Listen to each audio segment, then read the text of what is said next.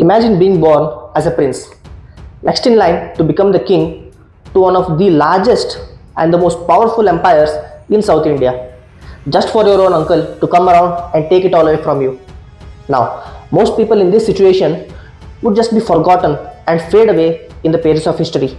But the person we're talking about today did not only survive this situation, he went on to become one of the most legendary rulers in all of Indian history.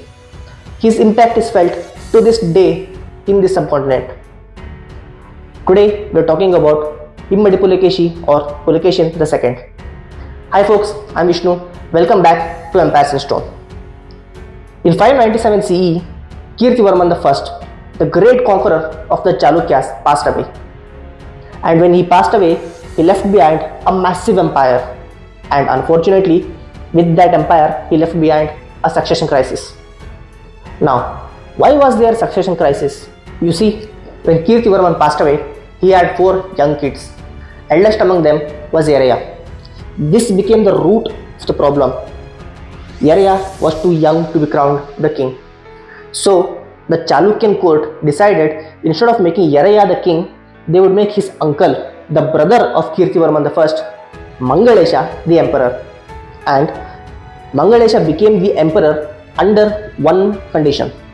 The condition was that when Eraya was old enough to become the emperor and rule for himself, Mangalesha would give up the throne and crown Eraya as the next emperor of the Chalukyas.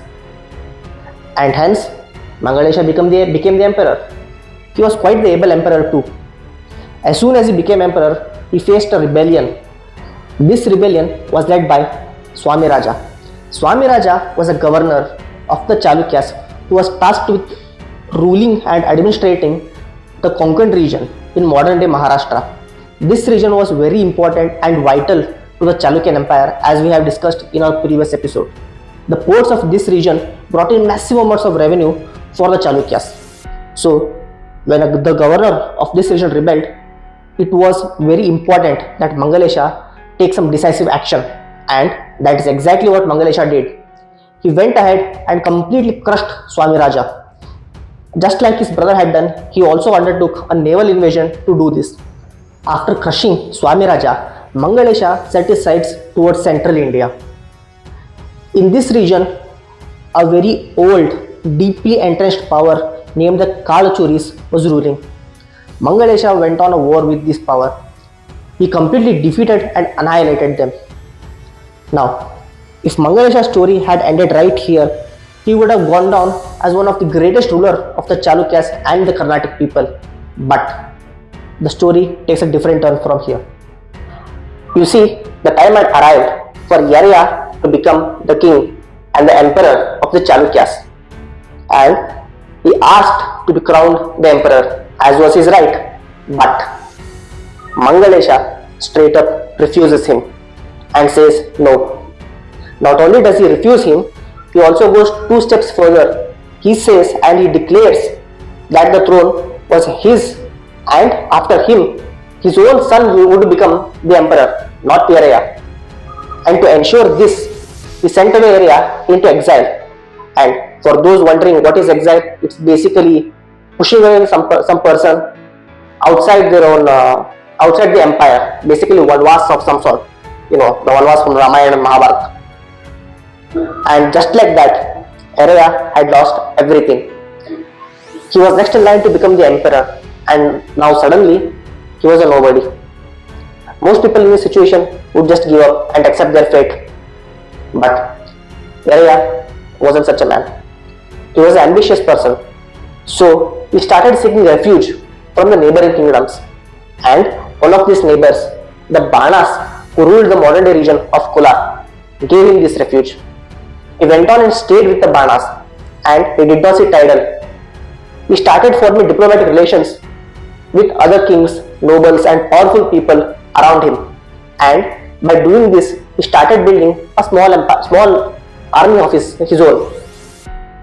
His goal was to declare war on Mangalesha and take back the throne that was rightfully his.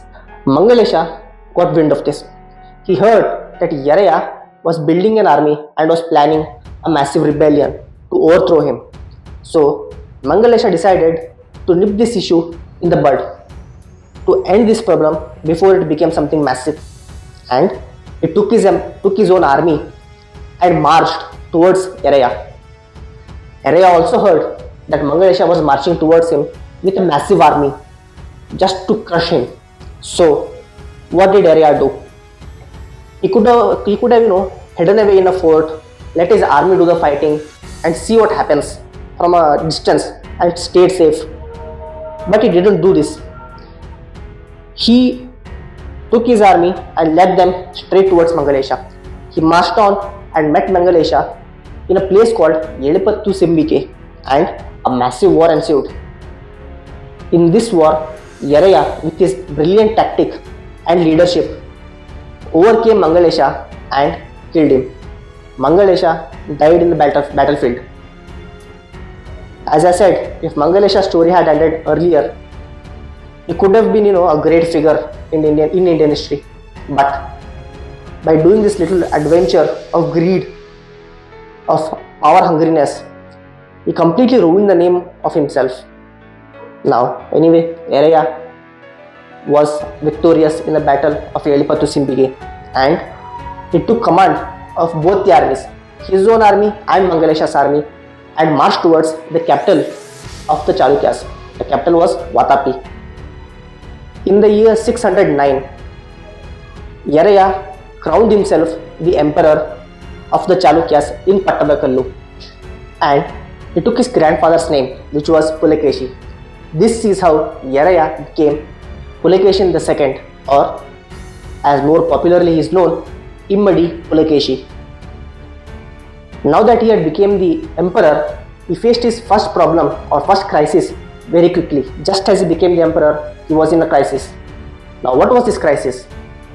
You see, two governors, Apaika and Govinda, who were tasked with ruling the northern frontiers or the northern region of the Chalukya Empire, decided to rebel against Pulakeshi. They saw an opportunity to enrich themselves and to make themselves more powerful in the crisis in the war between Pulakeshin and Mangalesha. So they assembled two massive armies headed by both Apaika and Govinda, and they started marching towards the capital of the Chalukyas, which was Vatapi. Right about as they were about to reach the river Bhima, which was right outside the capital, Pulakeshin decided to open up a diplomatic channel with Govinda. You see, he used the good old route of divide and rule.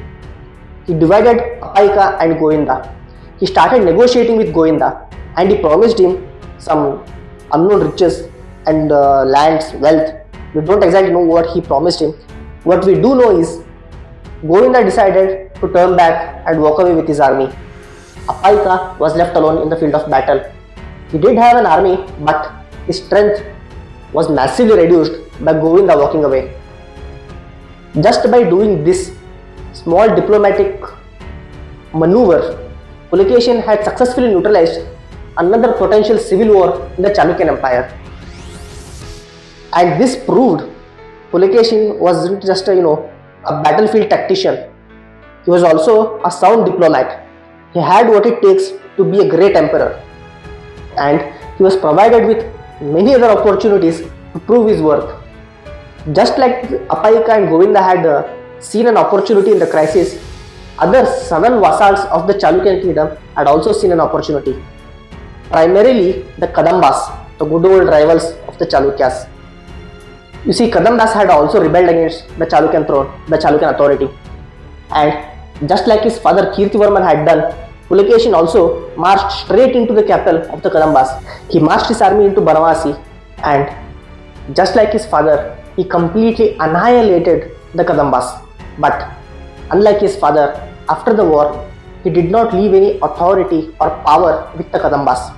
He instead divided up the Kadamban territory into the vassals who were loyal towards him. And seeing his actions with the Kadambas, other rebellious vassals just decided to fall in line and accept the authority of Pulakeshi and the Chalukyas. Thus, he had completely neutralized all the rebellions and consolidated his control over the Chalukyan Empire. Now that his control was absolute over the core territories of the empire, he decided it was time to expand the empire. And to do this, he set his sights towards Western India, specifically the ports of Western India. These ports were also extremely vital because the trade going from India towards the western lands like the Arabian Peninsula and further on towards Europe went on from these ports just like it did from the conquered ports too. So naturally, Pulakeshin and other great Indian powers also wanted to control these ports. And during this time, this region was ruled by three minor powers, specifically the Latas, the Gurjaras and the Maitrikas. All these three powers were under the sphere of influence of another great empire. This empire was situated in the northern region of India. We are talking about the Pushyabhutis. And at this time, the Pushyabhutis were being led by another extremely great, extremely capable and ambitious ruler, Harshavardhana. Pulakeshin decided he would, undertake his excursions in this western part of India and try to bring some of it under his own control. And as luck would have it, Latas and Gurjaras were extremely keen to join him, and they did join him. They basically declared themselves as vassals towards the Chalukyas. You might be wondering, why would they do that? Well, you see, it's quite simple. The three powers, the Latas, the Gurjaras and the Maitrikas, were being hounded and being controlled by Harshavardhana. And Latas and Gurjaras had enough of it. They wanted to get out of it. So, when they saw Pulakeshin coming towards them, they saw it as an opportunity to escape Harshavardhana. And they did exactly that. They got out of Harshavardhana's control and came into the control of Chalukyas. This started ringing some alarm bells in the court of the Pushyabhutis. They weren't keen about this. They weren't happy about what was happening in Western India. These small little political maneuvers were setting the stage for one of the biggest wars in all of Indian history, the first of its kind. The first war between two great powers from the north and the south of India. And when most historians, when they discuss about these wars, they do it quite lazily, they do it quite lethargically. They just say, well, Harshavardhana decided to invade Pulakeshin and Pulakeshin defended himself and his empire and won. That's it, nothing else. But massive geopolitical events like this require, a bit more coercion, a bit more force to be put in to take place. And the pre-existing politics between the Latas, the Gurjaras and Harshavardhana, and on top of this, Pulakeshin's excursion into their territories, it was enough. And to add fire, to add more salt to this fire, the Maitrikas, who were allied with Harshavardhana, well, many scholars believe they were actually the relatives of Harshavardhana. They were, Harshavardhana had apparently married one of their daughters. So they were also afraid of Pulakeshin taking over their territories. So all of this together came together and culminated into a massive war. And contrary to the popular belief, the first step of this massive war was actually taken by Pulakeshin, not Harshavardhana. Harshavardhana was actually responding to the moves made by Pulakeshin. And respond he did, and he did very well. He assembled his army and started marching towards the territories of Pulakeshin. And seeing that Harshavardhana was marching towards him, Pulakeshin also decided to assemble his own army and he also started marching. Both of these armies met on the banks of river Narmada and a massive battle ensued. We do not know the specifics of this battle, quite unfortunately. It's actually our great fortune that we even know the dates of this war. We know in which year it took place. We do not know the exact date, but we know the year. It happened in the year 618 or 619 CE. Now, why do I say it's a great fortune that we even know this date? It's just a date, right? Well, scholars were actually quite unsure of when this war actually took place. There were massive debates going on about this. And it was solved by a copper plate grant. Now, when you hear the word copper plate grant, well, the phrase copper plate grant, you might remember very recently our Prime Minister brought back some copper plate grants from the Chola era from the Dutch people. Similar to those grants, Pulakeshin had also taken out many grants during his reign, and amongst those grants, one set of grants was found in a scrapyard in modern day Bijapur in Karnataka. And on those grants, we found the dates for this war. It was apparently 618 to 619 CE, somewhere in there. This might put into perspective how our country approaches history, our own heritage. We found out about one of the most monumental events in our history from copper plate grants that were found in a scrapyard, in basically trash. Unfortunate to say the least. Anyway, the war happened in 618 or 619 CE. Pulakeshin came out as a victor. He won the war and he defeated Harshavardhana. Curiously, Harshavardhana and his sources never mention this war. The earliest known biography we have in this country is the biography of Harshavardhana. It's called the Harsha-Charitra. But that biography completely fails to mention this war. They never mention it anywhere. I know they lost it, so that's why maybe they don't mention it at all. So anyway, moving on. This war boosted Pulakeshin's confidence like nothing else. He was emboldened. His ambition was through the roof. He took on the titles Dakshinapateshwara, Parameshwara, massive titles, basically called himself the Lord of the South. And with this ambition, he decided to invade another empire, another massive power that was deeply entrenched, an old power. This was the Vishnu Kujinas. They were ruling the region of Vengi or modern day Andhra. Pulakeshin marched in, annihilated them completely. And when he completely annihilated them, he put in place his own brother Vishnuvardhana to be the viceroy of the Chalukyas and rule those regions for the Chalukyas. This, the setting up of a viceroyship for his brother would eventually go on to create another power in the southern region of India. That is the Eastern Chalukyas. And funnily enough, even though it was the main branch of Chalukyas or the early Chalukyas that started or established the Eastern Chalukyas would end up outliving the main line of the Chalukyas by almost 300 years.